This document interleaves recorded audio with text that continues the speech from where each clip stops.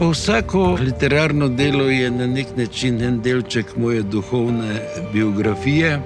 Če se zdaj oziram nazaj po teh 30 romanih, seveda se lahko predstavim v čas, ko sem jih pisal, vidim, kako sem gledal na svet. No in Peronarji so seveda tisti prvi roman mladega študenta, ki je bil star 21 let. Bil je uspešnica in sem se zaradi njega odločil, da lahko živim kot pisatelj. Mi ni žal, da sem celo življenje preživel pravzaprav v svobodnem poklicu. Sicer so pa Peronarji roman, ki nima neke visoke literarne ambicije, opisuje umetniško življenje, študentsko življenje v Ljubljani. Sporočilo je verjetno povezano s duhom tistega časa, ki prinaša veliko takega, kar mi ni všeč, po drugi strani pa seveda iskanja nekega upanja. Ta nenehni boj za svobodo je pravzaprav permanenten in svoboda najbolj bistvena, ampak takoj ob njo postavljam ljubezen. Se mi zdi, da so vsi moji romani ljubezenski romani, da je moja poezija ljubezenska poezija.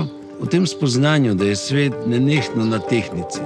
Na eni strani je zlo in na drugi strani je dobro. Se zdi, da bo zlo zmagalo, da bo šlo vse navzdol, da bo konec, potem pa dobro to tehnico spet izravna, ker edino ljubezen pomaga na strani dobrega.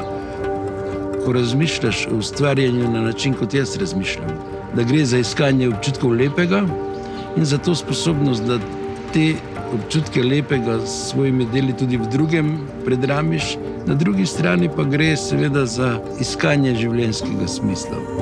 Govorim kot avtor, ki je napisal 30 romanov, se zavem, koliko je to usod, koliko literarnih junakov se je zvrstilo, krepenelo, upalo, se borilo za preživetje, iskalo smisel, koliko se jih je rodilo, koliko jih je umrlo. Vse skupaj izgleda zelo preprosto, ampak ko podživljaš te različne usode, vendarle razmišljaš o sebi in razmišljaš o življenju.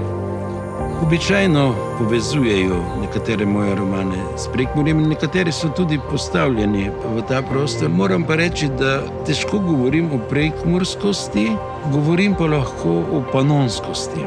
Panonci gledamo na svet iz perspektive mravlje. To res vpliva pa tudi na naš odnos do sveta, do življenja. Tako da v tem smislu se mi zdi, da me je ta panonskost na nek način zaznamovala. Tudi sicer v življenju se počutim kot človek z ravnice.